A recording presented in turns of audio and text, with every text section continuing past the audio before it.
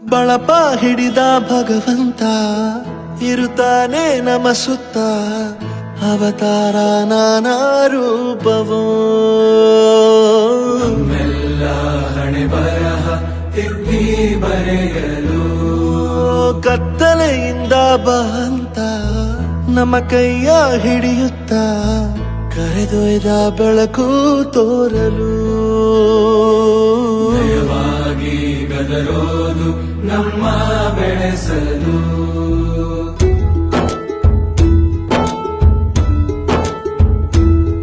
ಭಾಷೆ ಅಮೃತ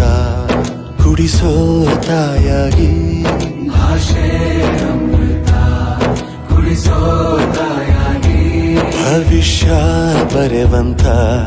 ತಂದೇನೋ ಆಗಿ ಬರೆವಂತ ತಂದೇನೂ ಆಗಿ ಚಂದದ